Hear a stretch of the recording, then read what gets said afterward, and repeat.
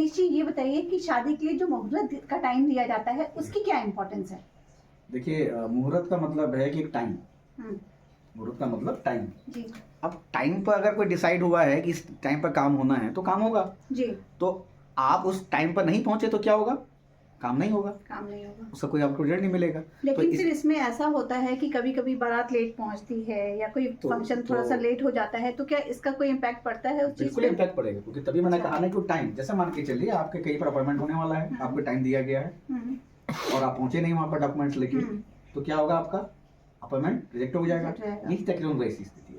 देखिए, मुहूर्त जो निकालते हैं पंडित जी, निकालते हैं शादी वगैरह के लिए, वो बहुत इतना आसान नहीं होता है। उसके लिए 16 से लेके कम से कम 20 तरह की चीजों को देखना होता है, तब जाके वो पर्टिकुलर मुहूर्त मिलता है। अच्छा। कुंडली मिलान के साथ, राशि मिलान के साथ, नक्षत्र मिलान के साथ, ठीक है।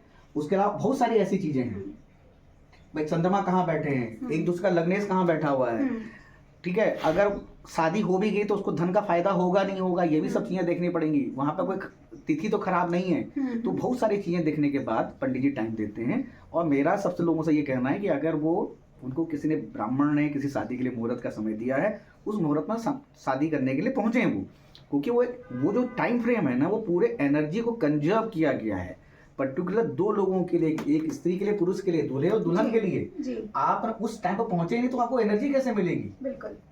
तो आपके लिए मुहूर्त इसीलिए इंपॉर्टेंट है। मुहूर्त का मतलब, पहले राजा महाराजा लड़ाई के मैदान में जाते थे तो वो अपने ब्राह्मण से पूछ के जाते थे किस मुहूर्त में लड़ाई करें। वो ये नहीं पूछते थे कि हम जीतेंगे हारेंगे। बिल्कुल। वो मुहूर्त इसीलिए इंपॉर्टेंट होता था कि वो कुलगुरु के पास इसीलिए लेके जाते थे, बताइए गुरुदेव आप हमको, तो मुहूर्त में जाते थे, उसका फल मिलता था।